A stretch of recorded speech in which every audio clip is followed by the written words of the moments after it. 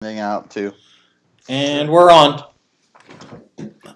Hi, everybody. Hi, Facebook land. all right, welcome to the first Virtual Knife Academy. You're probably thinking, hey, what is a Virtual Knife Academy? For those of you are tuning in, I know we're going to have a few slow tune-ins, and that's okay. Let me see where we're going here. So today, what we thought we would do is we're going to have the opportunity to talk to you about knives and just all kinds of different stuff. Anything that you want to ask us questions about our knives, about how things are being made. We got Scott here for sharpening, Nick for grinding and stuff, Sammy on the Kydex end, Mikey on the building end, and just general, all kinds of stuff. Or if you want to know what new mod Sam just did to his truck, we can talk about that. I heard Scott put on a lift kit, and it took him 3 days. I don't know 3 days, what that was about. Yeah, we had some issues. He's taking his time. Yeah, no hurry. Yeah, well, what am I in a hurry? Because I got stuff to do. So as you guys can see, we are at 5 different locations, right? 1, 2, 3, 4. Yep. We are Sam, be quiet. The stay at home. Yeah, you guys got that curtain. I see that right there. Right. He's out on the porch. Yeah. Mike, I do have a question. Okay. How come? Why isn't my picture bigger? Because you don't pay me enough. Hey, you can swap him with me. I don't need to be up Well, there. I know. It's like you and Sam are the head guys up there. It's like, geez. Okay. Here I am down here in the middle. I feel like the guy, Sam, look down into your right and it'll look like I'm on the Brady Bunch. Here, I'll look up at you. Down to my right, okay? Wait. LT's under the workbench? Wow, this is getting weird. Yeah. Let's talk about knives. We're spiraling out of control already. Hi, Gary. About knives and different stuff for you today. So if you have any questions, as you can see over here in the comments, you will be able to ask us questions. Hey, I see Gary. Brother Gary's out there watching. I can see that. Good to have you here, man. Aaron's watching. Cool. So, hey, while we are on our, I keep calling it sequester. Shelter in place. That's it. While we're sheltered in place, we have had the opportunity. We spent a lot of time on the Pout House. We had a pizza party the other night. A yard sale a couple weeks ago. And I know you guys know this, but I don't know if the other guys out there in the world are aware of this. But we had some popcorn given to us from a friend of ours, Ben Smith. And Elaine found this really cool recipe. So she put olive oil and popcorn in a cast iron skillet. And then we had the Himalayan pink sea salt.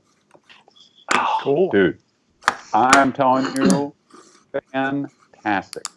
Absolutely fantastic. Sure. Did you see Dean Shirley's video about Scottle popcorn? Yes. That was good. Yes. I saw it yesterday. You see, that looked very good.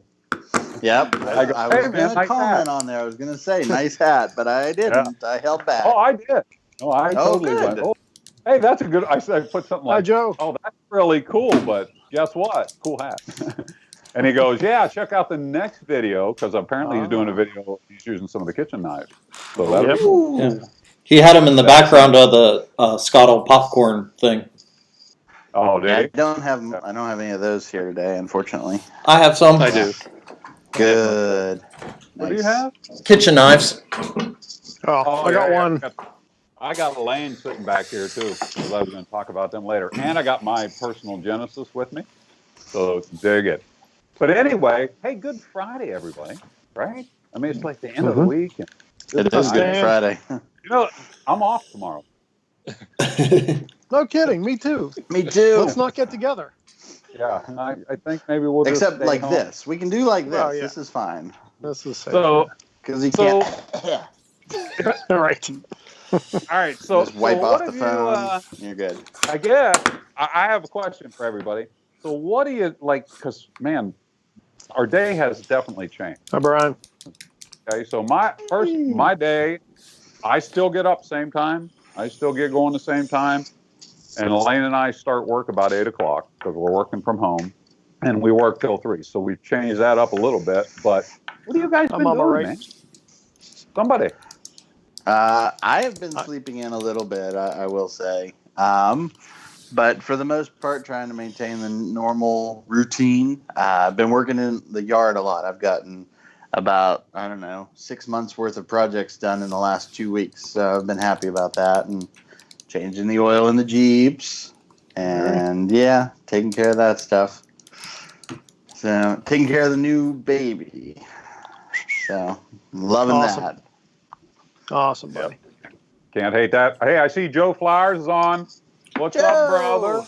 Hi, Joe. Scott, I got to tell you this, because Joe sent me this funny thing last night on text, and I was Hold on, let me put my glasses on so I you, can hear you. But I thought I would save it today. Ready to go. So I get this, Joe gets the email, lets us know, hey, we're going to be on. So he says to me, he goes, so I have all this string I keep playing with at my house. I wish there was a live craft challenge webinar by a certain Scott Knott where he teaches different knots live and answers questions. There you go, Peter. This is the best part. Bonus point if he dresses up like Bob Ross and teaches it like the original PBS series. I love Bob Ross. I love Bob Ross. Yesterday. I don't know if I could pull that one off. I was like, oh my gosh, Joe, that's hilarious. I'll see if there's a wig floating around, because this ain't making it. Well, you can do the button up. Yep. Just grow the sides out, like Krusty the Clown. There you go. Would they be happy with it or not? If all of a sudden you don't see me on the screen, that's because the dog's tail hit the iPad. He was the coolest guy, though. I mean, I think he was a instructor in the Air Force, and he was a really interesting guy. Steve, Larry, hey, brother Brian's on there. You got any barbecue floating around, brother? Did you see his mask? He posted up on Facebook. He's got a barbecue mask. Oh, I didn't see that. Mm-hmm. Yep. Mm-hmm. Nice. The best rolling I ever had smoke. right there. No doubt about it. Probably has barbecue You know what smell. Nick's been doing? Nick's been doing the new baby thing, hanging out at the house. Scott, what have you been up to? Let's see. We are sleeping in a fair bit. Fair bit means late or just every day? Like all the time. Both. Both. Doing a lot of cooking. All of a sudden, running the dishwasher every day because we're cooking so much. Taking care of Mom upstairs. We did put a lift kit on. We did fit that in. That was good. The 3-day kit. That's right.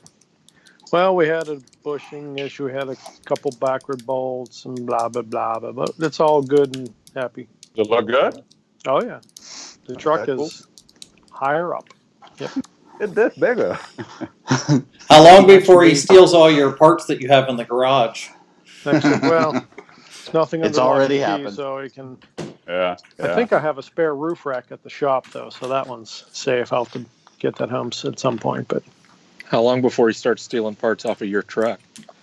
I'll be asleep, so he knows where the tools are. He starts taking shit. Release all the recovery gear out that is outside. in the big can in the garage. Yeah, there's. I did clean up the garage a little bit yesterday, making room for the lawnmower and stuff. And there's I got all kind of stuff in there, just kind of waiting for the next go around, because I'm going to unbuild this truck and rebuild a newer truck. Here we go. We don't even have time to get started on that. No. Ain't going down that road. Is that a Toyota podcast? That's for the Toyota one. Okay. So, Mikey, what have you been up to?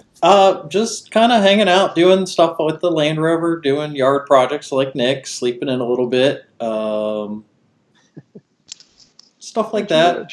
Working on the website, doing some stuff on the computer. Right on. Sammy. Sleeping in. I know you're coloring egg. Sleeping in. There you go. Playing uncle. I've had the kids quite a few days. They're actually upstairs right now.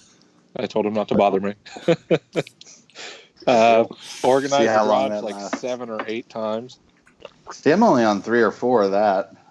But it's different every time. Like, it's different. Oh, yeah. So there's always something new to move. Right? I I was down in the old shop, that we turned into my guitar room, gun room, knife room, whatever you want to call it.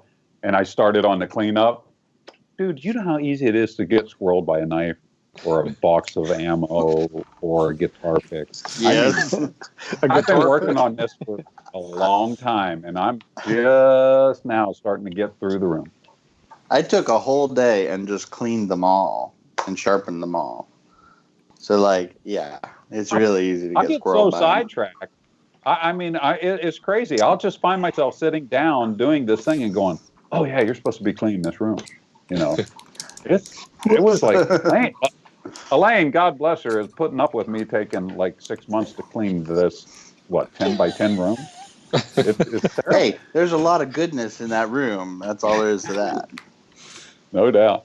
So, Sammy, you staying up later with this? Yeah, I watch a lot of truck videos on YouTube till like 1 a.m. now.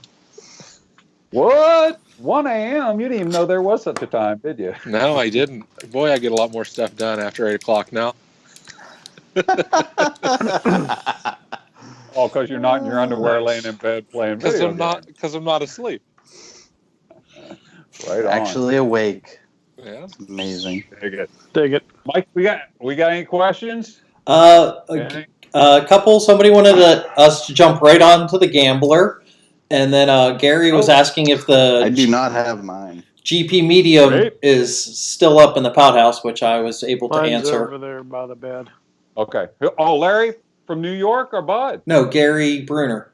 Oh, Gary. Okay. Larry, Still our Bud. Larry on on it there, said too. no. Oh, Larry's on there. Larry, thanks from New York, brother. Hope you guys are doing good up there. Give us a little update. I hope everything is good to go. You're up there in the heart of the you and Vinny. So Yep. hoping everything's good with you. And Gary, yeah. Somebody wanted to see the Gambler. Listen to this sound. Yes, Elaine hears that all morning when I'm sitting in front of my computer. Oh, boy. Love that. So here is the Gambler. All right, so we haven't made a ton of these. We probably made about what, 20, Nick? If even that, yeah. Yeah. So there are a few floating around out there. The blades are D2. This is our Gambler.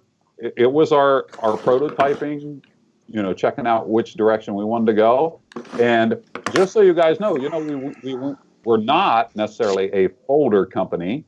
We are a knife company, which encompasses a lot of things. So we asked a good friend of ours, Master Bladesmith, one of the guys that taught me how to forge early on, Greg Goschalk, who is a fantastic maker. And I have at least 2 of his folders. I have really nice ones. We asked him to come down and basically give us a tutorial or consulting on how we could get some folders together and up and running and some fine points. And we spent some time with him. I think me and Nick did some one-on-one, and the rest of the guys kind of popped in and out as we went along. So we got the fine points of how we wanted to assemble our folders. Took some of the things that he'd learned over the years, and then moved forward with Nick doing a lot of the prototyping, and me and Nick going back and forth on designs, talking. Him and I sat down at my desk many a days and drew out on paper and put things together, and we put a thumbtack in the pivot, and remember that? We're sitting there moving the paper. Rick? If we like the fold, and just getting all of that worked out. So that's kind of where we ended up when we got this very first Gambler setup. There are a few out there. Now, we do have a second prototype in, let's see. Is that on steel, or is that all G10? It's in steel. It's actually heat treated. It's at the shop. But yeah. What we've done is we've changed this up a little bit. Do you remember what some of the changes we made were? Yeah, we modified the length a little bit. We changed some of the proportions so that, see how on his blade right there, how the sharpened edge actually drops down a little bit from the handle. We modified that area and made that go away. Right. So yeah, just a little bit cleaning up some of the issues that we found when we went through this first run, and yeah, just taking care of that. It doesn't have a solid steel back spacer like that one does. Oh yeah, so this one did, right. It's got a solid steel back spacer there. The new one has standoffs, so It was one of those features, really nice, lightened everything up, made it look a lot cleaner overall, and quite frankly, easier to put together. Yeah. Yeah, and we've done a few different things. So hopefully we're going to get back to making at least another run of these, and we plan on doing that. Believe it or not, we have some lip joints in prototype, some ideas that we're going there. We have some lockback thoughts and processes that we're working up. So we got a lot of cool stuff that we want to do in the folder side of things. It's just the time. I mean, it's just a flat time and getting it done. Mikey, you got your hand up. Yep, I have a question from Dan Abbott. He wants to know if we've ever considered a Hudson Bay knife as close as possible to an original, but with modern materials. I would say yes to the idea of a Hudson Bay-ish knife. You guys are going to need to Google that probably, a couple of you. I think it's a really cool pattern. I like it a lot. And would I consider upgraded materials? In a 3V, I think that'd be a real interesting knife. But again, I think that's one of the thickness things. I think personally, and Dan, you can chime in on this since you asked the question. What do you think in thickness? Because for me, I'm thinking that in a 1/8 CPM 3V might be a really neat thing to consider. Oh yeah. Let's see. Let me know what you think when he chimes in on that, Mikey. Okay. But yeah, so we have a lot of. I mean, we got tons of fixed blade stuff laying around. We've got some one-off stuff just floating around. But guys, we're on stay-at-home here in Ohio till May 1st. Felt good. Now, if that changes, I'm hoping it changes soon, so that we can get back to normal and get this, going again. So I hope everything's good. Again. Hey, I think my mom and pop's watching, huh? They are. Yep. Hey. Good to see you. I hope you guys are doing good and staying safe and everything. So, good deal. So let's figure. Hey, Scott, I got a question. If we Ready are, to go. Hey, we're all stuck at home. We're playing with our knives, and we're doing our chores and stuff, and our knives are going to get a little bit dull, right? So, I don't have my grinder at the shop. Talk to me.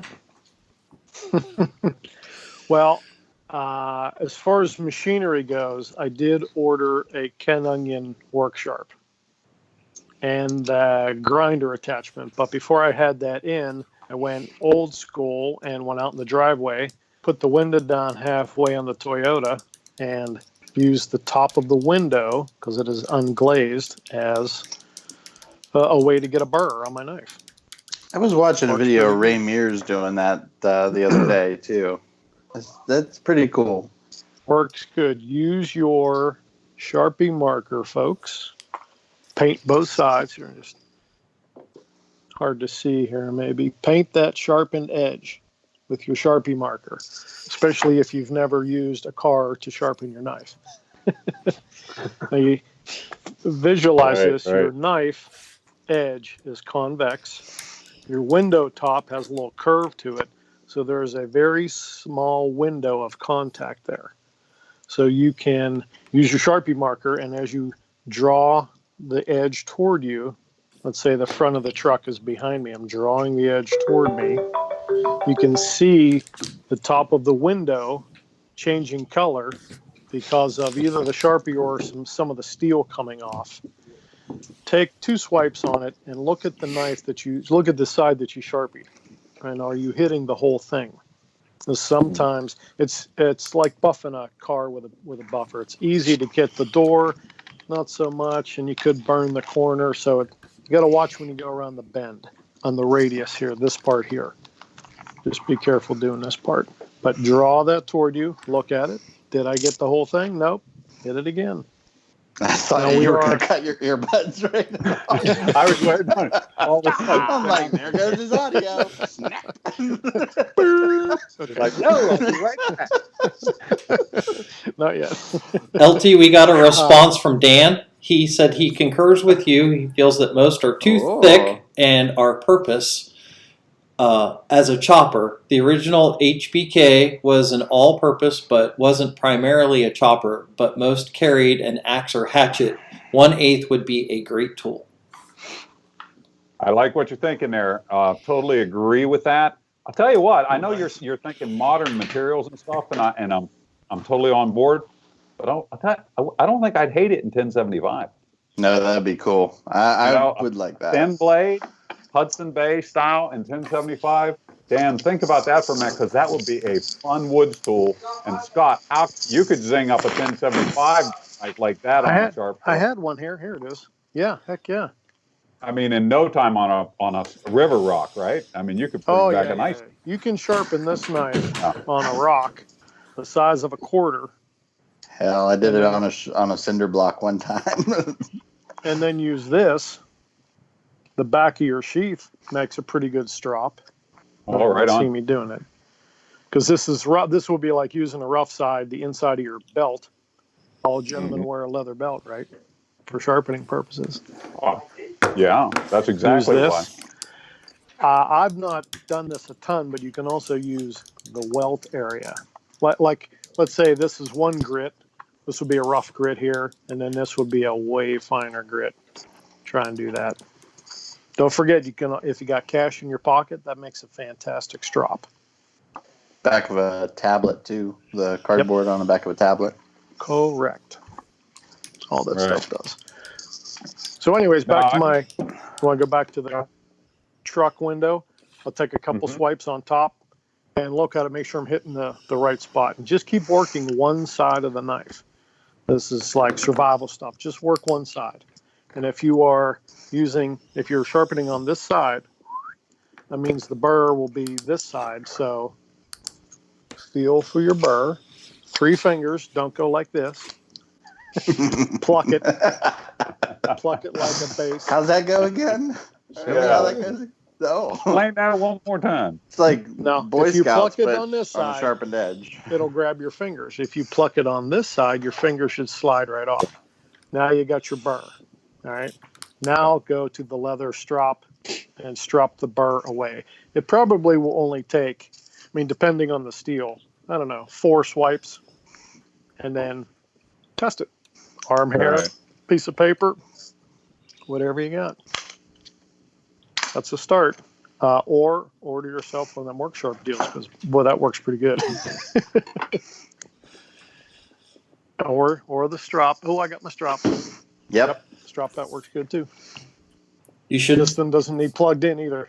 You should mention the strop bat in more detail, because we have Spen on here, so he can add any details that we need to. Oh, Spen. I wasn't looking. What's up, buddy?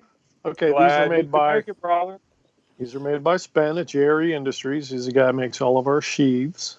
And this particular one, there are 4 different grits. Yeah, show it, Nick. There's. The JRE logo's on there, but I don't think it's. There you go. There we go. See it there. Yeah, there it is. Ta-da! This last side is just a plain piece of leather. But typically, I most of the time I just end up using with the black rouge on it. These come from Spen already impregnated with some abrasive medium, so you just go right at it. And I see this is a common mistake, so don't do this. Let's say I'm going to strop this. When you get to the end, don't do this. Because when it's down in front, you tend to do that. Now you're going to round it off and make a butter knife. I see that all the time when people put their leather belts on, like they'll attach it to a post or a rail or a hook or something. Because it bows and flexes. Yeah. And they do that scoop out motion, and they don't get it ever hair popping sharp. You got to sort of pull, just lift away. Go to the ends. Keep your angle the same and just lift straight off. Right. And then do the other side. Let me tell you a story about strops and Spen. Spen. Ooh. So Spen, I love Spen Spen still on there, Mikey? I can't. I think Spen's still on there, right? I believe so. Okay, let me tell you. I'm going to give you a little Spen story. So Spen and I, a number of years ago, we ended up going to a show over in Indianapolis together. So he's got all his sheaths and everything, got strops out there for sale. And there's these guys, they lined up at the table, and they were asking, I have some bushcrafters, we have some bushcrafters there, and we're talking about the bushcrafter. And he goes, well, how can you get it really sharp? And I explained how we would do it and get it really sharp and things. So then Spin happened to be standing there, and I said, you can always use one of these strops to do it. And the guy's like, well, how do you use that strop? And I said, Spin, how do you use this strop? So he grabs that strop, and I can't remember. I think I held one side. He grabbed the other. It was one of the roll-up ones. And he took a bushcrafter, no kidding, and just stropped it. And he's talking to the guy, and he strops it like 3, 4, maybe 5 times at the most. Wasn't even a whole lot. And then he just held his arm up and stripped an inch of hair, just peeled it down off of his arm. I looked back, and there's like 4 or 5 guys at the table. They all reached for their wallets and started opening their wallets and giving us money for these strops. It was like some magical thing. It was hilarious. I love that.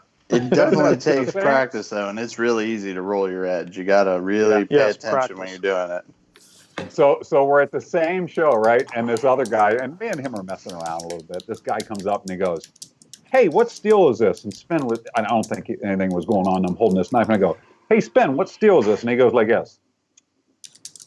A2, and just put it down and walked away, straight face. The guy looked at me. I go, yeah, he's pretty amazing. Nice. So that was good. I didn't mean to interrupt your strop story, Scott, but I had to tell that before I forgot, because that was hilarious, man. That's one of the funny moments with Spin. This, you're right. We do have a couple different sizes of roll-up strops. The strap, as Spin said on the Facebook there. It was a small one. With just you take the like end of it and kind of roll it into itself and hold that. Or there's a bigger one with a metal debuckle thing on the end. That's good for chucking up in a vise or attaching to a tree, your buddy's car, so you don't hit yours, something like that. I prefer this just because it's sturdy. And I think in one of the videos I said, take that strop that you had tucked in your backpack and lay it down on a nice flat log or something, so you have a base. It's way picnic like table saying, too. It's way picnic table. It's way easier to keep from doing that, because not only you might do it, but then the strop could bow a little bit like a hammock. So it just keeps things more in place. But if you use your Can't hear you. Sharpie Have the marker, earbuds in, so there's no sound. use your Sharpie marker, that'll work better. Yes, Sharpie markers are indeed very handy. This little one here, this I got from the hardware store down in Oakmont. It's one of the wee little ones. It can be a necker. Put the cap on. It's vaguely full size. Works good with the space pen in your pocket. Just carry it all the time. Good for sharpening. Hey, I see Scott. I see Scott Gossman is on here, brother. I have not seen you in a while. I hope Scott as well, brother. Those of you who don't know Scott Gossman, he is a dear friend of mine, known him for a long time, and one of the best knife makers you could ever know. And if you don't have one of his knives yet, which I know some of our guys, a lot of our guys do, and you're going to want to get one. Scott is good people right there, buddy. Mm-hmm. So thanks for coming on board, man. Appreciate that, bud. Paul Fortunato, I see he's on there. Ooh, hey, Paul. Hey, Paul. Hey, Larry says hi, Lane. Larry, she just for those of you, we're working. We could hear her. And I work from the sunroom. Yeah, she is right off screen, running the computer and packing knives. Our local mailman, he's not liking it so much when he comes and gets a crate full of stuff every day instead of just picking stuff up like he used to be. So we're working him out a little bit. Cool. Hey, brother Ange is on. What's up? Yep. Mr. Scout. So. Yeah, Whoa. Andy's got a really cool trailer build going on right now that he's killing it, man. Yeah. It is. Got a lot he of sent me a work video the other night. Man, that was killer. Yeah. So, good job, Andy. Looks like you just welded some fenders on. Another cool camping setup I'll be jealous of. Oh, yeah, totally. I mean, there's just no doubt. So, yeah. Well, do you remember when he built that cook table with the legs and the big box? He still has that. I love that box. Well, it may be for sale now because he's upgraded to this trailer, so you might. Hurry before he throws it in the trash. In fact, he asked me if I wanted it the other day. I told him no. Oh, yeah. You told him Andy, no. Text me, buddy. I'm here for you. Nick might, I have a home Nick might for just that keep it at the house. You never know. So Hey. that's right on. So, hey, we talked about sharpening a little bit. What do we, Sammy, what have you got going on? Because I see you got a lot of background noise there, or background. I do. I have a bunch of Kydex sheaths laying about in different Just messing areas. around with some Kydex. Cool. Yeah, I have some done stuff and some partially undone stuff. So he's got his little home shop going on. Right on. Nick's showing off his Kydex Good choices. I have Sam I has have made this me so one. many nice Kydex sheaths. This I have one. to. And this one. Do you have any And leather this sheaths one. left? Yeah. I don't think you do. Wait, so that's 4. I have this one. I have this one. I know. He texted me this morning. He says, "Man, I didn't realize I had so many knives." So I started putting them all together. So, yeah. Well, I had to go out in 2 vehicles and find those ones, and then go through all my camping stuff and get all those out. I'm sure there's more. Yeah. But I So do you have a gotta bunch of partially started sheaths over here on the shelf that I've been working So on. he's got stuff going on, and yeah, it's looking good. We got Kydex going on. You know, he does some Kydex now and then. So right on. Well, hey, Mikey, you got any questions before I start talking again? Because I'll just.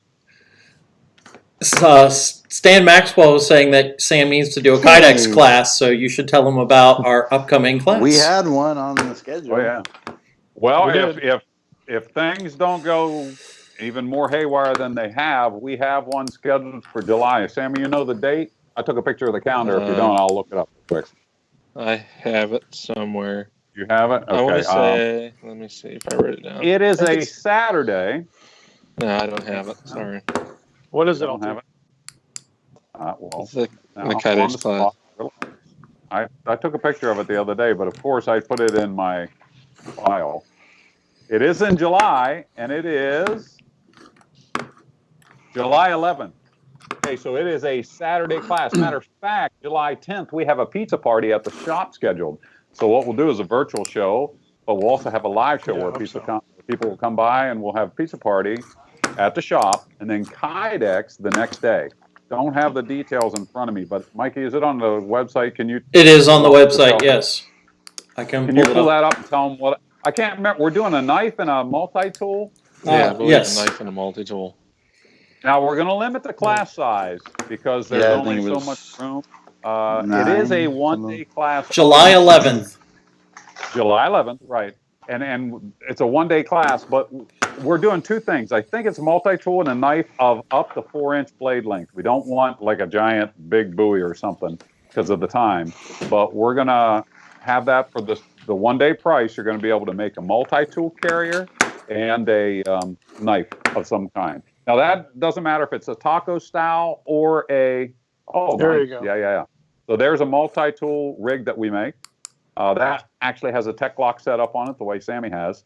Sam, what is the difference between what we consider taco and pancake Kydex? You got one of each? Yeah, well, so does Nick. Or Nick got them, okay. Yeah. Taco is folded over the spine, so it's just one piece of Kydex. And a pancake is 2 pieces, and it's not folded over the spine.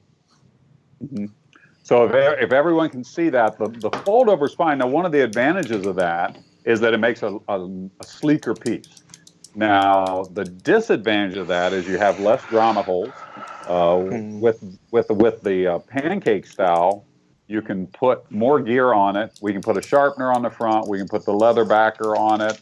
Spin actually makes the leather backers at JRE for it. They have fire steel loops on them, different things for the Kydex. Now, those come in a lot of different colors. We have cryptic.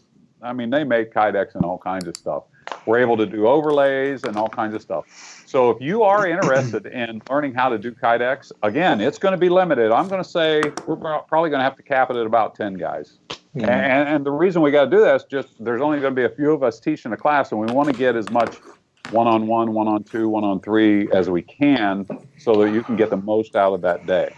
But also remember, come in early on Friday because we'll have the pizza party. You get to have pizza, check out the cool knives, and just hang out with us. I mean, we have some of the fun's just hanging out. So, seeing what truck Scott's building at that time. And seeing what truck he owns at that time. Right. You Well, wait the till he gets dealerships into are like closed, VW Bugs or something and goes Baja on us. I still love Volkswagens. I A don't hate 'em. '59 Volkswagen Beetle is one of the cars on my list of I almost owned one Why a 59? because that's what the guy had for sale. Oh, okay. I thought there was some. That was what was I didn't available. know. Yeah, I didn't. Well, I'd be like a 69 Roadrunner. You know, it's got to be And- the 69 and a half or 46 pack. You know, it Right. can't just be a 73 and I think Roadrunner. maybe someone correct. I think a '59 Beetle has a split rear window, like a '63 Corvette, Oh, okay. only slower. Now, see, there's some coolness factor in that. I can dig on Oh that. yeah, they're pretty Right on. neat. Okay. Yeah, Sorry. good deal. Hey, Mikey, Yes, sir. what you haven't got a chance to talk about building stuff. What kind of why don't you talk to us about handle materials and fasteners a little bit? Sure. Primarily, the stuff that we use is the phenolic resins or micarta material. So it's all layers of canvas pressed between epoxy and resin and high pressure. We do some natural materials. So we've got wood, we've got bone, G10, which is also a laminated material just like micarta, but principally we use micarta materials, and principally we use fisheye bolts. So the best example of that would be something like this, which is a burlap micarta with the fisheye bolts in it. If I get that. Okay. So Now the burlap itself, that is a cool material. We've used burlap for a while. yeah, I really like it because it's got just a little bit of extra grip, especially with our matte finish to it. So you can actually feel some of the burlap fiber sticking to your hand as you use it. Mm.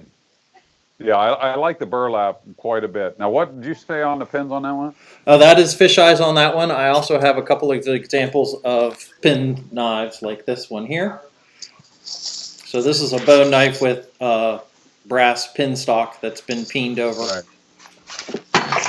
Now, for those of you guys who don't know what a fisheye is or aren't real familiar with a fisheye, it's basically a stainless steel 832 bolt, in a sense, that has brass nuts that we screw on each end. And then when Mike puts the knives together, when we use the bandsaw and you cut off the tail and the head of the brass bolt, what it does, it gives you the stainless bolt.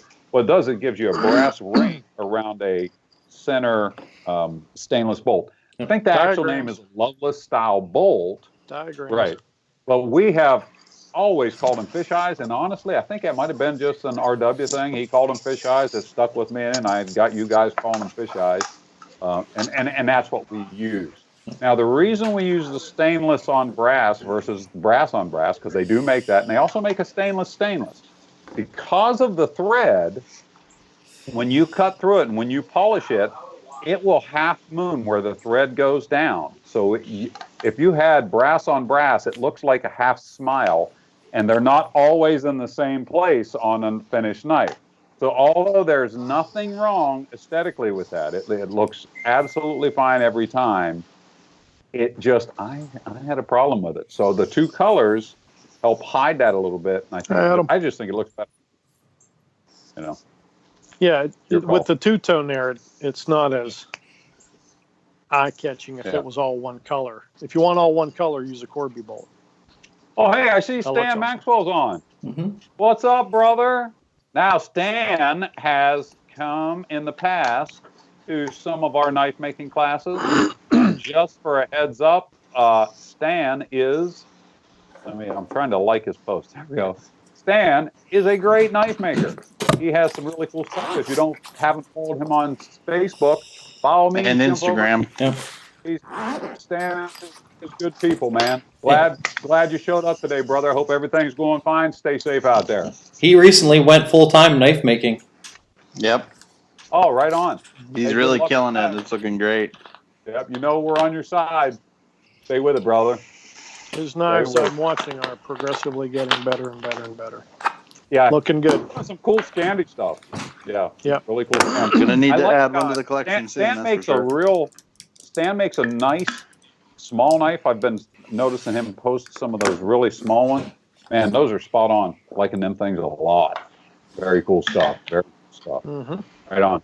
All right, Mikey, sorry about that. I want to say hi to Stan. That's okay. Go ahead and let's talk about when you're doing when we're talking about like bone handles and stag handles, because that's like really natural materials we're thinking of, right? Mm-hmm. Or First wood. of all, let's talk about dyeing bone. What kind of processes would you think are there? Typically, with the bone, we take it out of the package, we'll wipe it down, make sure that it's clean, and then we put it into mason jars with leather dye that we get from Weaver, I believe, Nick, right? Weaver leather? Tandy leather. Tandy. Okay. Yeah, I think it's Tandy. Yeah. So it's an oil-based dye. Yeah. Sweet. So we set it in the mason jars, fill it up to cover the bone material and a little bit Flex it extra up. because it will absorb the dye material as it sits. We leave it in there for several days. 3 days minimum. Yeah, 3 days minimum. And then we will pull it out of the material, set it out on sheets of cardboard, and set it in the sun to dry. And that usually takes a day or so for it to dry, depending on our fabulous Ohio weather. Right. Now, one of the cool things about the dye is if certain colors will take differently to it. So we could multi-dye bone. Yes. So we could, let's say we could put it in yellow, then let it dry, put it in red, then let it dry, put it in black.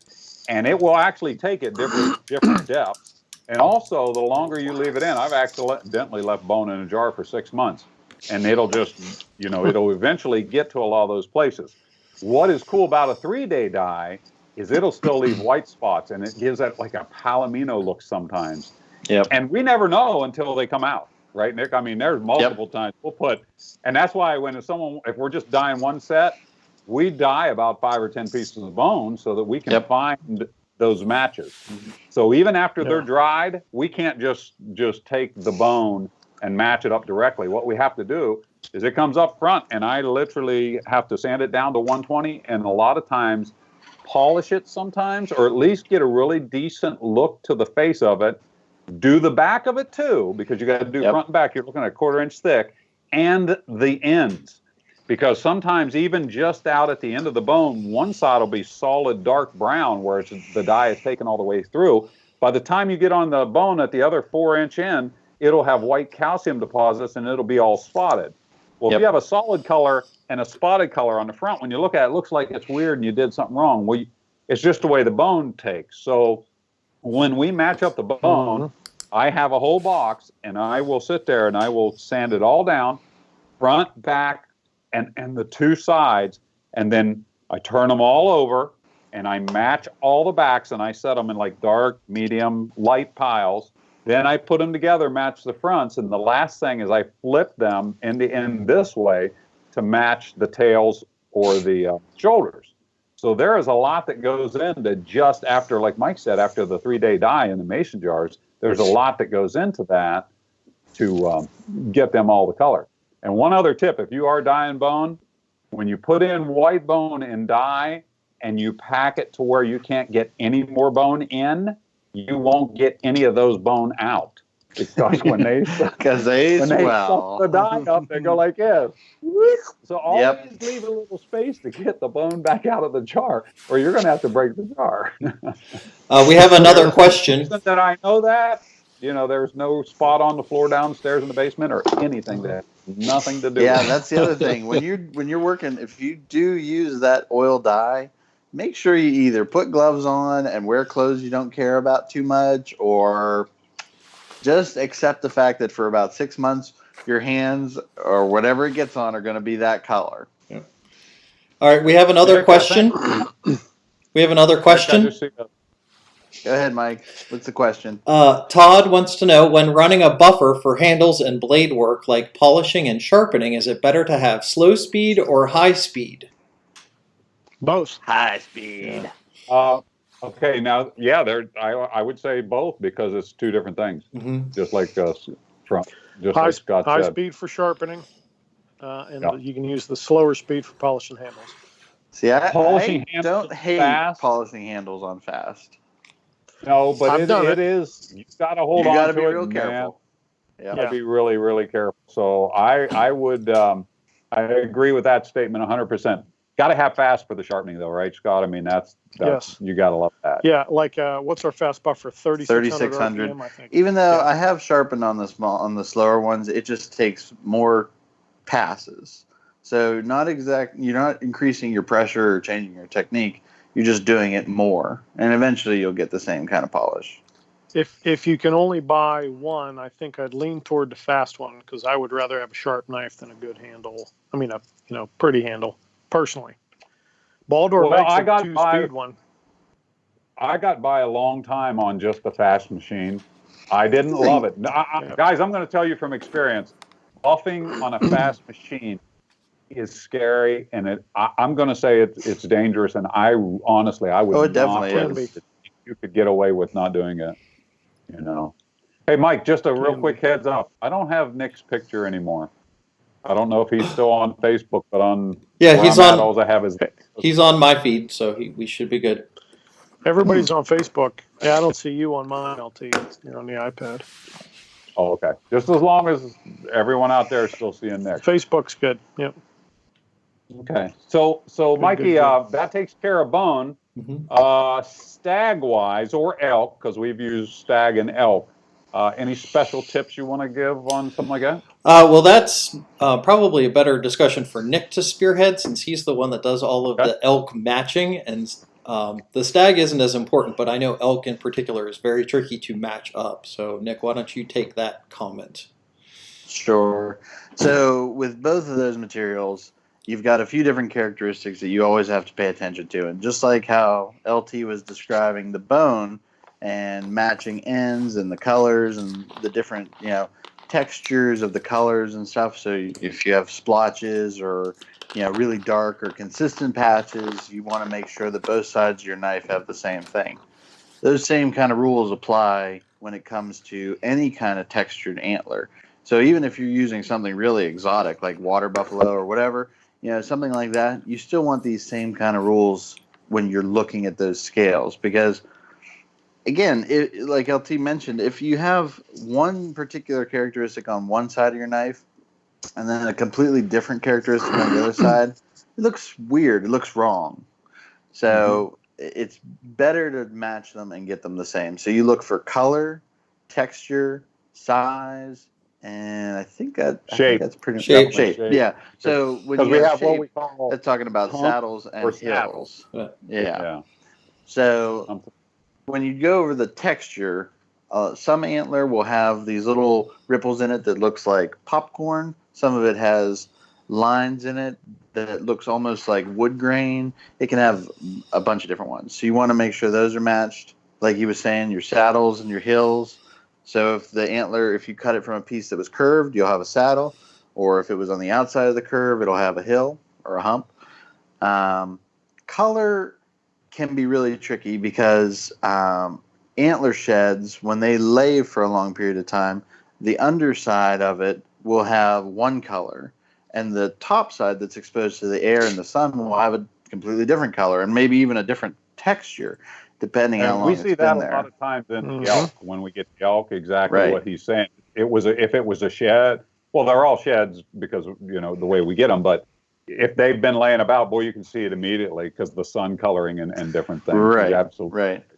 Yeah. But it looks really cool. It's definitely usable still. So we've taken antler that's essentially been dried and bleached from the sun. So it's got all these little cracks in it and this real dark gray color.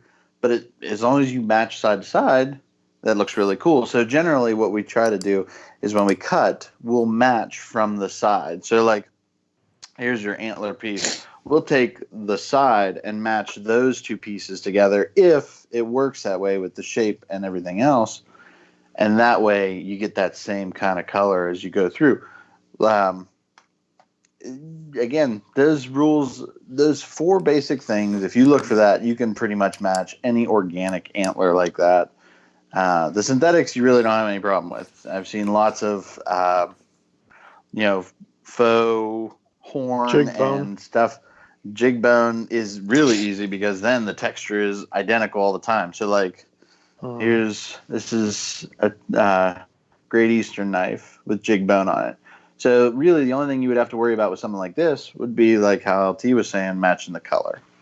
But if you follow those four things, so color, texture, shape, and what was the other one?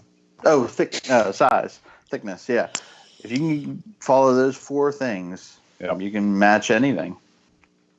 So a lot of times, like when Nick and I set up to do elk, especially elk, and years ago, I mean, again, you learn these by putting stuff together and go, what the heck? But if you have a piece of antler, and it looks great, if you're doing a hidden tang knife and you just have an antler round, there's nothing wrong with that. It looks fine, even if the 2 sides are slightly different, because it is one piece. I can take that same antler round, cut it in half, put a piece of steel between it, and it looks like I used 2 different antlers. That used to drive me up the wall. Looks wrong. It was crazy. It looks wrong, but you're like, this is exactly the same thing. And I know Mike has experienced that on wood. Yep. That's why we have to spend time book matching, because once you split a piece, when it's in a block, it looks fine. But when you split it, sometimes it looks like a different piece.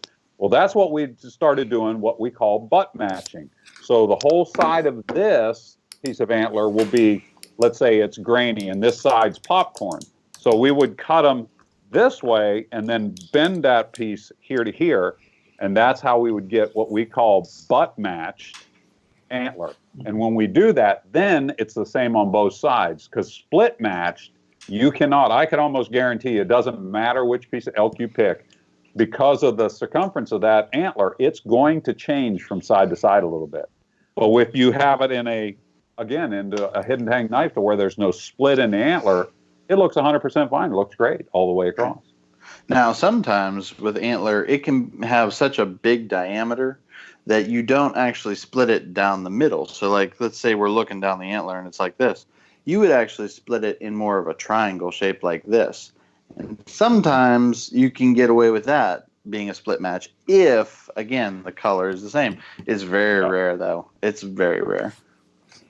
Yeah, it definitely... antler is a lot of work. It's an art form in itself, for sure. Right. So I mean, I've seen that. I see Scott's asking if we ever worked with ram horn. Scott, I have used ram's horn. We have used it a few times in the shop. Here's the problem that I have with ram's horn. It seems like no matter what we did, well, there we go. It does this. Right, and that's my coordination check. Let me see. Yeah, I'm still coordinated. See that? Okay, so the ram's horn always had a problem. Even glued, the best glue you could have, it always wanted to do this. Yeah, okay, on the 2 ends. Now, here is the trick behind that. This came from R.W. Wilson in a conversation I heard him with Bob Dozier. They were talking about ram's horn and ways to combat it wanting to lift and twist up. On the back side, after you get it sized down to the handle, so you're going to temporarily put it on a handle dry, get it down very, very close to size, get all your sizing right. Then you take it out, and they cut grooves in the back of this ram's horn, basically reliefs. Okay, not so much for where the glue could go in and reharden, but more for expansion. So that if this thing wanted to do, if it was pulling after it got hot and was getting cold or vice versa or whatever, there was something there to give it.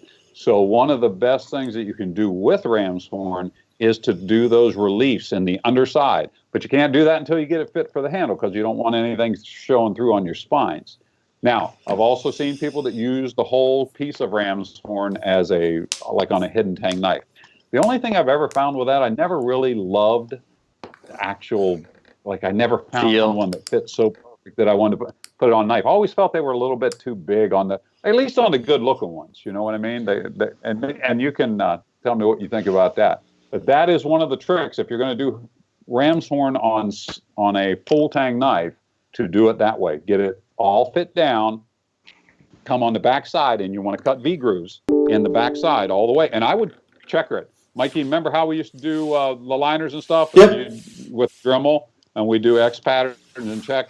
That way you've got some place for this flex and movement to go to. So it'll go on the inside of the handle where you can't see it. All right, I have a question from Alan Smith. He wants to know why we heat treat to 57 to 59 when others go to 59 to 60.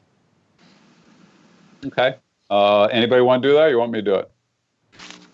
Whatever. Okay. We can all do it. Okay. Yeah. Well, I'll give you my. This is who was that? That was Alan Smith. Alan. Hey, Alan. Mm-hmm. Okay. Hey, Alan. Alan, this is the reason why. Because we make knives that go around the world. We don't know if they're going to the frozen tundra of Alaska. We don't know if they're going to the jungles of Brazil. We have no idea where things go. We've been making knives for a long time. And when I first started out, we used to play with some heat treats, and I used to put some stuff at 60 and 61.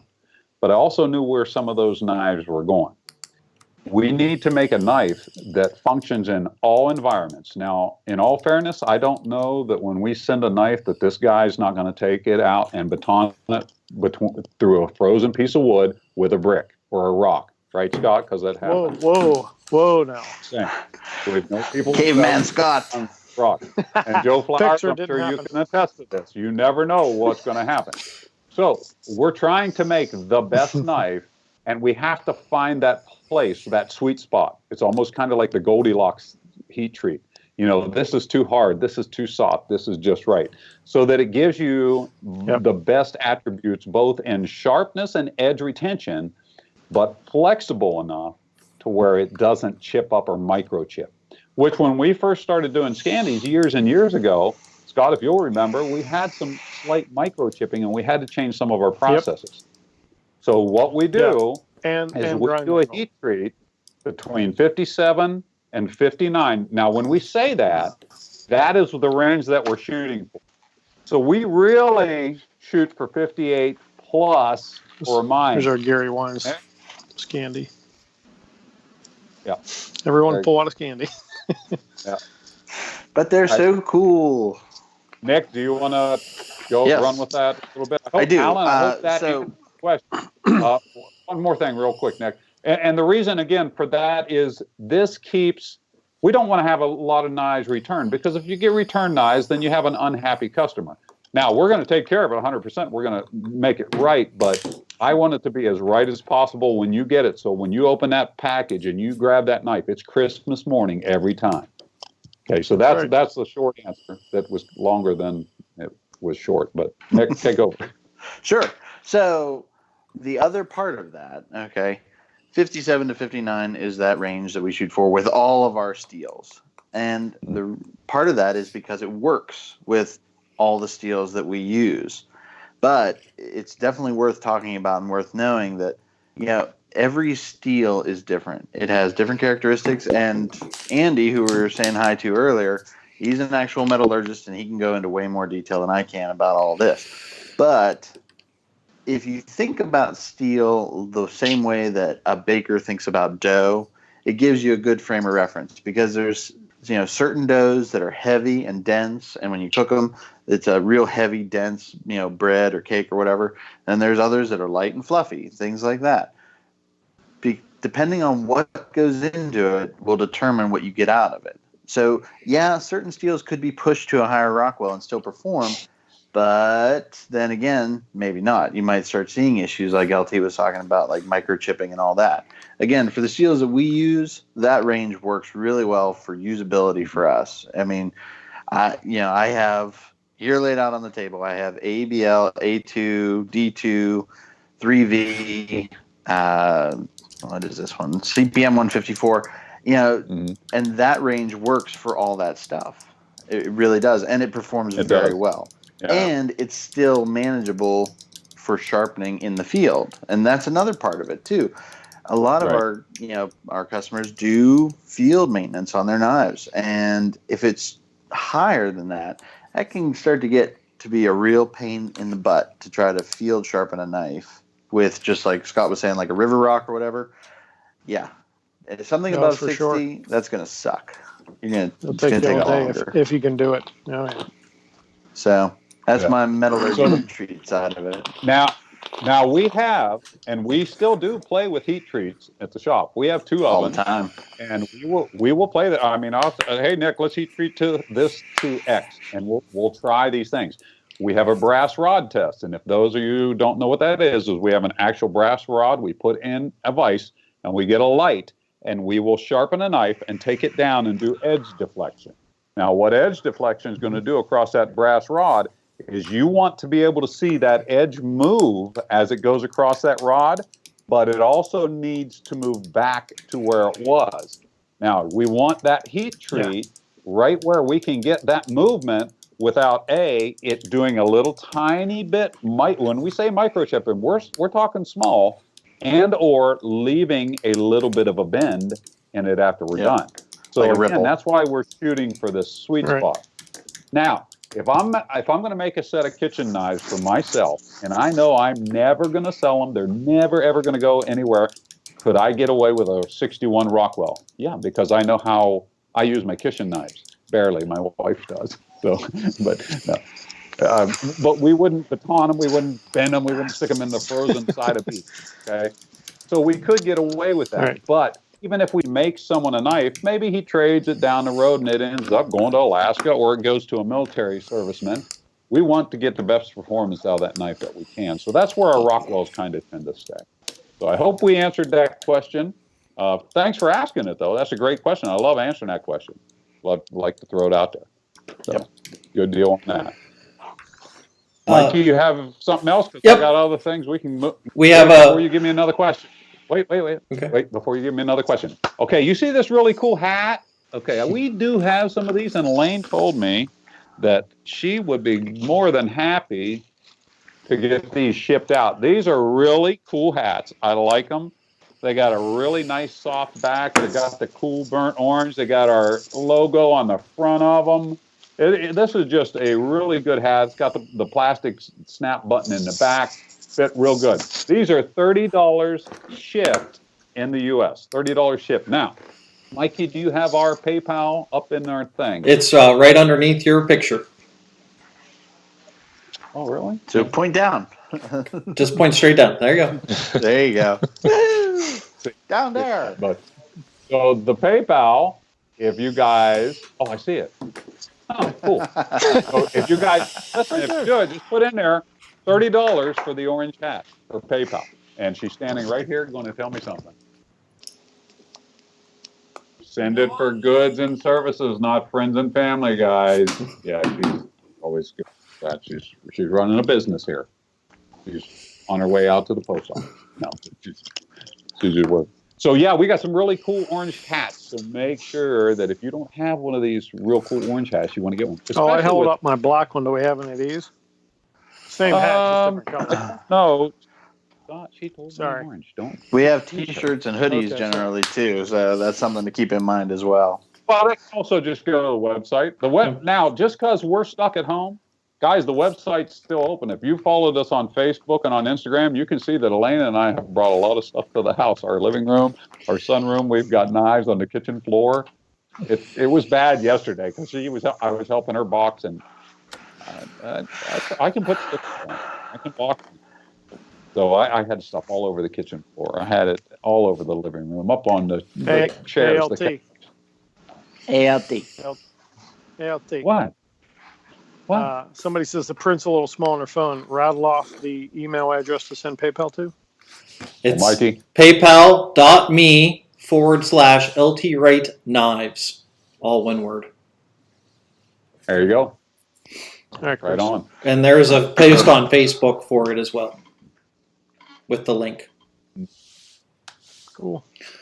We have a question from Robert. He was asking about whether or not we're taking custom orders, and then I told him a little bit about the Redwall program, but does somebody want to go into a little bit more detail on what that is and who it's available to?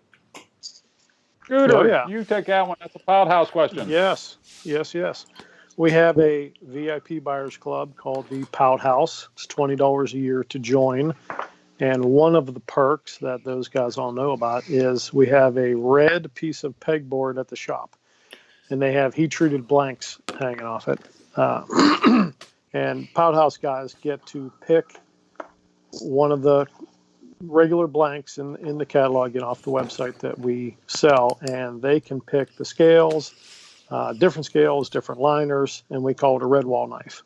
So if you are in the Poundhouse, and you don't want a GNS with standard colors or something that's readily available on the website, you can have one kind of custom built. Only if you are a Poundhouse member. I see we have some Poundhouse members on here. I see why not just pulled up here just a little bit ago. Hey. What's up, brother? Uh-huh. Good to see Hi, you. Joe. Good to see you. Yeah. We don't really do full-on customs anymore, but the Pout House is a way to either do a red wall, or those guys, there are so many knives within all of our members that a lot of times those guys post things for sale or trade.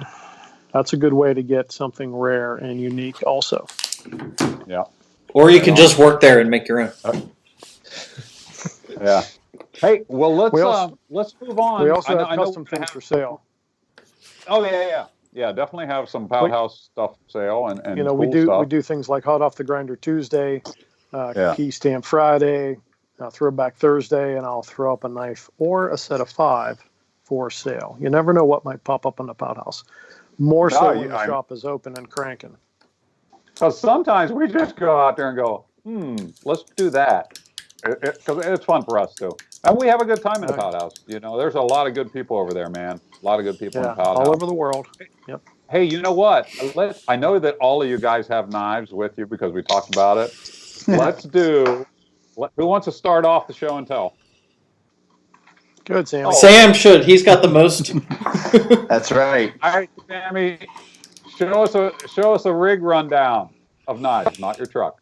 Oh, well, I'll show you my favorite one first. How about that? Do it. Large workhorse, saber grind, D2, I believe. Desert ironwood, red and black liners. Cool. Show off that file work. It's got file work, and it's all what is it? Stainless hardware. Stainless hardware. Yep. Question. In a Taco Kydex sheath, chocolate brown, stainless rivets, and slide lock. This is my favorite knife for everything. Right on. It's your go-to. What? It's your go-to knife. Yes. This is it. Yeah, it's your do everything, huh? That's field dressing game and camp, cooking, all that. Yep. Right on. Dig it. Hey, I don't want to sidetrack you, but Joe Flowers is asking a question. Who would like to have this question up? Explain the difference between Scandi and saber ground. Oh, I got that. I got a whole chart ready. We'll go on, dry erase board. Okay. So here you go. Here's my scribblings of a lot of our grinds. All right. I don't know how well it looks on there, but this is the best way I could say to explain it. So the view here is looking down from the tip of the knife, basically. So you got your Scandi, where it's full thickness, and then it tapers down to 0 at the bevel here. And you've got your saber, which is a similar thing, except it's got a secondary bevel at the tip. So full thickness steel, then taper, then sharpened edge. And you got your flat grind, which again tapers all the way from the back, and then sharpened edge. Got your hollow grind, thickness, and then it curves in, and your convex, which curves out. So there's our different grinds in a nutshell. The biggest difference with the Scandi is it's ground to 0. So there is no real secondary bevel. There is a partial one because we hard buff our knives. But yeah, so there's your biggest difference. And sabers are longer usually than Scandis. So here, let me show you. I have examples. So here is a Scandi. You need somebody to sharpen that, Scott. And then here in is a little saber. Now this is a smaller knife, but you can see that the saber knife has a longer taper than the Scandi does. So there you go. Yeah, that's what I was trying to show. I have no saber here. Yeah. And the biggest difference is the secondary sharpening edge versus the micro beveled Scandi edge. Right. Correct. Yeah. Well, I hope that answered Joe's question. Here, you can see that extra shiny portion at the end. That's your secondary bevel to sharpened edge on a saber. Right. Yep. Good. That's the part that does the cutting. That's it. Sammy, you got a couple more you want to show? Sure. We have a question from Alan Arment, who wants to know what is our favorite grind preference? That's a very personal question. That's the shotgun, rifle, pistol question. Correct. You know, man, I'll go first. I have one of I each here. can't So. say. I mean, I have some of each. I think a better question is where would I use what? Like if you had to go, Yeah. okay, this is it. You got one knife, ready, set, go. What is it? Then I probably would go with a saber. Oh, I think, on that. Mm-hmm. Now, for when I'm in the woods, I carry my Genesis Scandi Grind. This is my personal knife. It is a Scandi Grind Genesis. When I'm EDCing around the house, I have a high saber and the Gambler. Kitchen knives, man, I like a long flat, and that has geometry to do with it, different tasks. So I think that's the best answer. That's the best way I could say it. Mm-hmm. Next. I agree with what LT said, pretty much everything. If I had to choose one knife as my only knife, it would probably be a saber. Kitchen, I prefer the flat, kind of the longer and taller the knife, the better. My woods knife is usually the machete or a Scandi Grind, depending on what I'm doing. Go, Sam. I feel like the answer to that question for me is just yes. One of each is fine with me. Now, in all fairness, I just see Scott Gossman, convex rules. I agree with you. I'm not going to say no to that. And he makes a heck of a convex knife. So definitely there. And I see Joe's already interacting with him too. It's like, yeah, you would say that. But no, Scott makes a great convex knife. And convex has there's definitely a point for them. And we've made some. We've made some. I like them a lot. Yep. All right, so who's up next? Scott, right? Scott. Go ahead, Scott. So you like the flat bushcrafter? Yeah. Saber is good, and I know it's a little more sturdy in the woods, but I know the limitations of this, and I can baton it with a rock if necessary. That's because he's done it. Yes, we have video. In fact, this is tragic a good video. Woods rig. Something to make fire, a little bit of cordage, and the tool. Right. And this is actually a little bit thicker. This is not an 1/8 inch bushcraft, just a little bit thicker. 5/32. That's right the one. All right, Nick. So I'm gonna cop out. I have one of each. For EDC, I have this. I thought we were doing favorites and one knife. But I love them all. I got one of each over here in the bookshelf too. I love them all. I can't help it. If I had to pick just the one, it would be this one. Our small powder. This is a Kydex pocket sheath. Saber ground with a swedge, because all my knives just about have a swedge. I like that. ABL. There's not much I can't do with this knife. So yeah, if I could only have the one, I would take that one right now. But it changes. It's like the Grail truck thing. And if you guys listen to our podcast at all, you'll know from that episode it changes all the time. Mm-hmm. So I say that today. Maybe tomorrow it's my hollow ground fighter, or if I'm on the water, my convex Genesis. I mean, changes. Here's another one I use a bunch. Convex. 1075, 3/32 thick. No, that's a good one too. A great one. Hey, I do hope, guys, we're just again, we wanted to throw this Facebook Live out there. We've been talking about. If you don't know that we do a podcast, check it out. It's called The Shack. Mikey, where can they find that? On our website, or pretty much on any podcast network that you are currently using. iTunes, Stitcher, Spotify, all those. Mm-hmm. We also have... So definitely... Go ahead. We have a question from Paul Fortunato, who wants to know the pros and cons of batoning with the different grinds. Ooh. All right, who wants to take that one? A plus, I'll say something. The saber grind, I just have this little one at the moment. This works really good for batoning because when you get past that initial grind, because it's a little bit steeper, I think it spreads the wood a little bit better. Might be a little easier to baton. And actually takes it off the metal, forces it apart. Yep. Whereas a flat grind, once you get past that harder. initial scanning, Yep. Yeah. the wood is Okay. now riding on the steel as you're batoning down through that piece of wood. But you're as not well. getting a ton of Hold that surface chart up again, contact. Nick. Yeah, you're Hold your not chart getting up. a lot of surface contact against the wood with your scandies and your sabers because this corner is pushing away. So where with a flat fourth one hollow. in. Do not baton with a hollow. Not I would recommended. not suggest no. that. Well, now wait a minute. In all Is fairness, doable. that depends on how thick that hollow ground's ground and the rock wells that steel. I mean, there's a lot of variables that can go into that. Yes, of course. And Because the years kind of ago, wood where you're I used to- batoning too.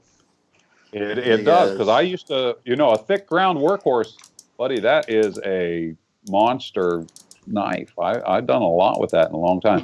Hey, I see my brother Jason Gatliff's on there. Guys, there's another good man. He owns Muzzleloader Magazine. Ooh. Great people. We were actually going to go camping down at Georgia Bushcraft before it got canceled. Oh, man. I hope to see you soon, brother. Hope everything's doing good down there, and be safe. Yep. So, Sammy, I know that you have other knives to show, but I was wanting to ask, is this something that you guys are enjoying? That you guys, please put in the replies. Let us know, because again, we were looking at how could we pass some time with some of the guys that we hang out with, some of the fan base. We get to talk knives. We're all at our separate houses. Kind of, I don't want to say bored, because then Elaine will give me something else to do, and I've already got him. But Not bored. We're not bored, but we're not doing knife stuff. So it's kind of like, hey, how can we do knife stuff? So is this helping you pass your Friday afternoon? I mean, is this kind of cool? We get to sit around and chat, and we're watching the questions the best that we can. I hope we're bringing some happiness to you, because I got to be honest, answering questions, I have a good time doing that. And I know these guys like talking knives too. So, Yep, we're all Yep. right on. Okay, well, I just wanted to go on that. Are we moving on, Sam, or you got other things you want to show? I can or I can't. Doesn't matter.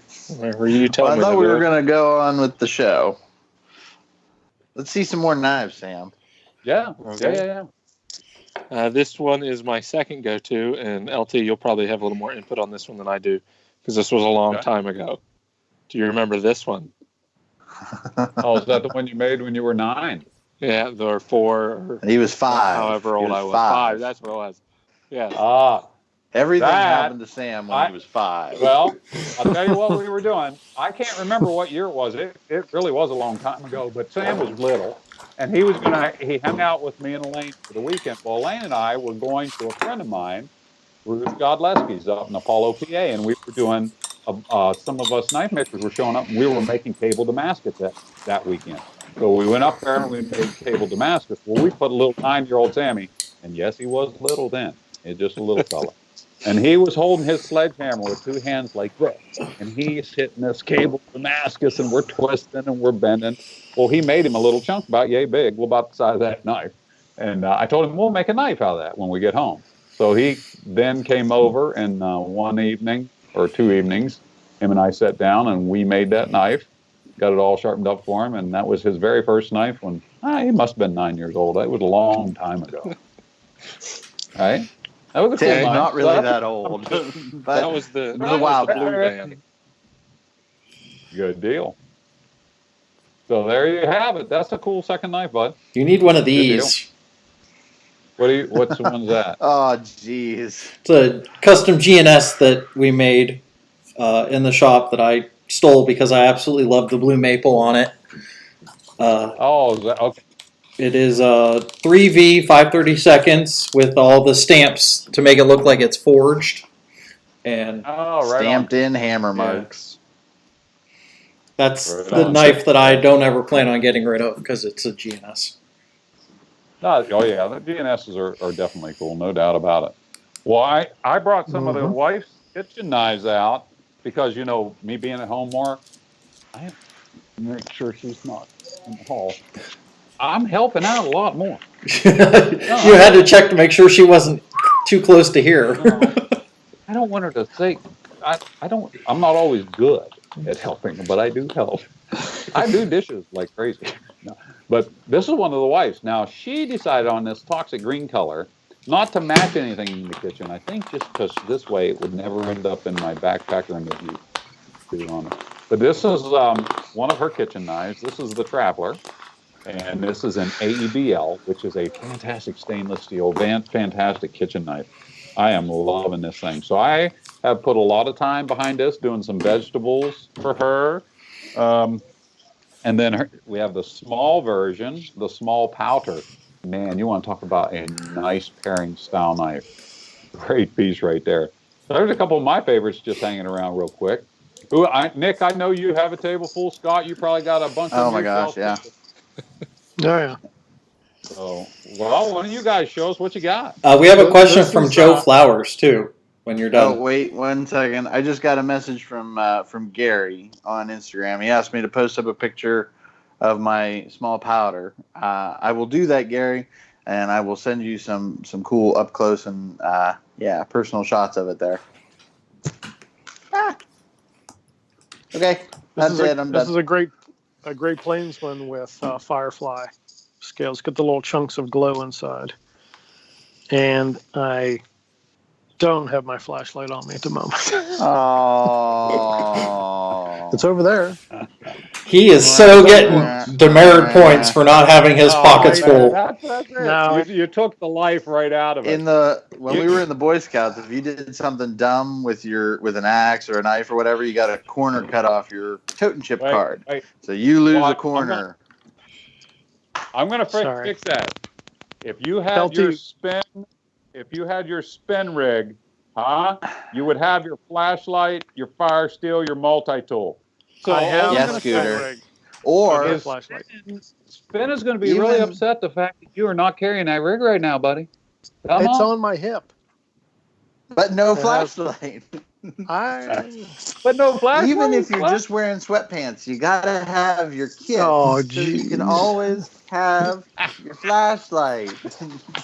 All right, we're moving on now. Joe Flowers has a question. Oh, whoa! I have it. All right, Joe Flowers wants We to know believe. what EDC folders we carry besides our LT rate prototypes. Oh, I got a whole bucket of them. Okay, I'm going to go first because I get squirreled too easy. I was We a didn't huge even fan. go over our favorite knives yet. We didn't even finish that. Well, I like Too late. squirrel in a slip joint. I was a huge Queen fan, and I like Great Eastern stuff too. Slip joint, I love the single blade trapper, and I have one. Oh by God, I do have one. I carry it in my home man bag, right here. The Queen single blade trapper and jig bone. That is Now, is that my one of the Sunday blind go-to. horse stamped ones, LT? This actually is one of the BHK ones made by Queen. So Man, those are absolutely. rare. Oh, yeah. Man, I love this knife. I got one of them somewhere. I carry, if I'm not carrying our prototype, I carry Greg Gottschalk folders. I have 2 custom Greg Gottschalk folders. I carry this, a Buck 110. I am a lover of the Buck 110. That is usually when I'm hunting and down the farm, there's a Buck 110 in my pack or something. Yeah, that covers me on both. Have you seen the Buck LT where it's got a pocket clip and a thumb stud so you can one-hand it? On the 110, yep. It's got micarta or G10 scales too. Huh. Nice. I might have to look into it because I like the concept of that, yeah. And they named it after you. All right. Right, that takes care of me. Next. Okay, I'll go. So for folders that aren't ours, I have my Emerson. This is a CQC 8. So it's got the hook and Wave. flipper. Yeah, wave and flipper. Then I too like some of the old school stuff. So I have my slip joint. This is a Great Eastern Cutlery number 47 with black micarta. I just got this recently, but I've been carrying it a lot. I love it. This is the Viper. And then my wife bought me, this was, I think, a year ago at the Chantilly Gun Show. This is Benchmade Bug Out S3V. I really enjoy that knife. So there's my 3, favorites. Very nice. Here's what I carry.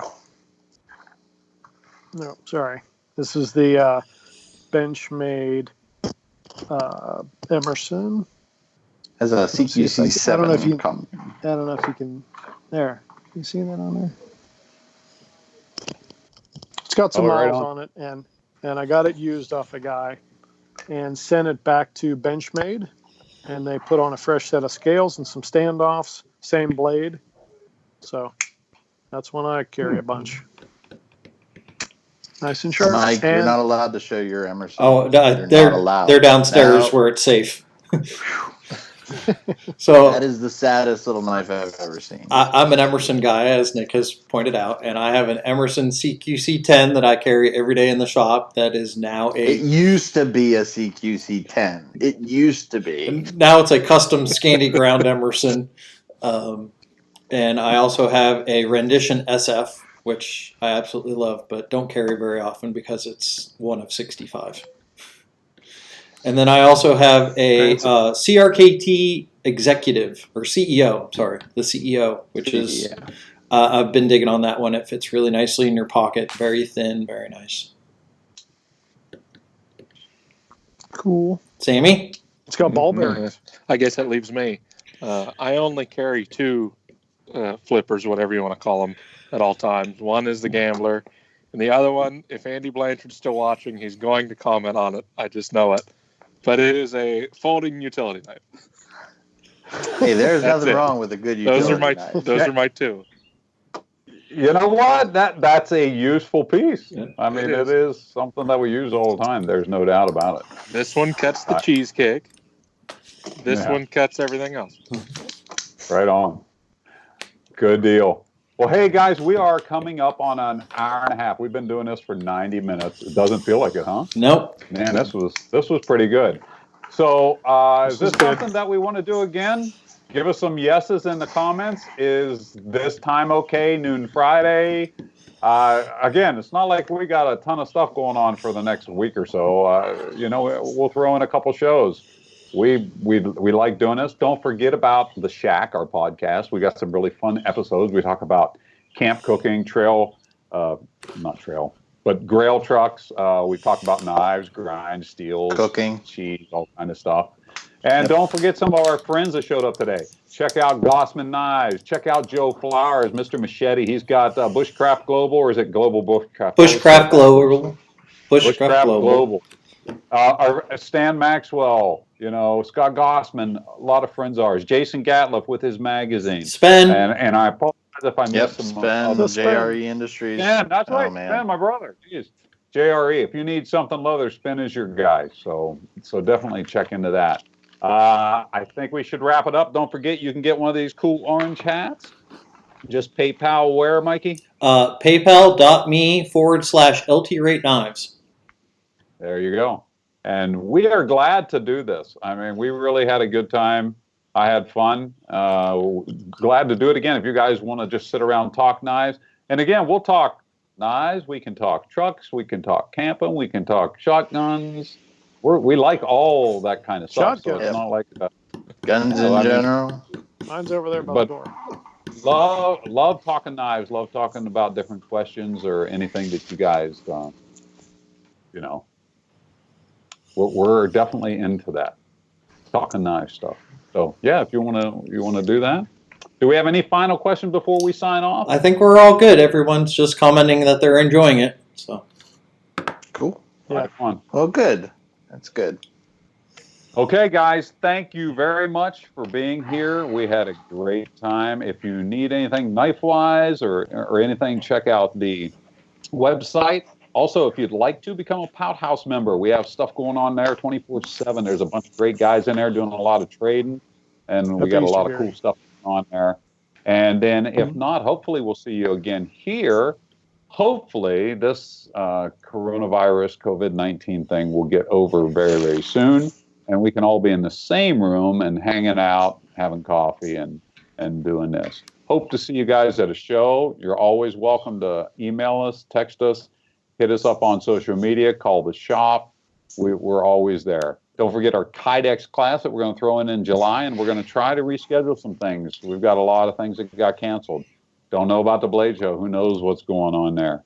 And we'll just see. And Billy, I see Sofa King. No, I'm not sitting in a sofa. I'm in a hardback chair, man. That's the chair behind me. This is a hardback chair. No, I'm not doing Sofa King stuff. I actually am still kind of working, more or less. So, but hey, guys, thanks for tuning in. Anybody have anything else? Nope. Thanks. Yep. All right, Mikey. Thank you very much. Take Happy us Easter. home. We will see you next time. Thank you, guys. Bye. See ya. Bye. Later.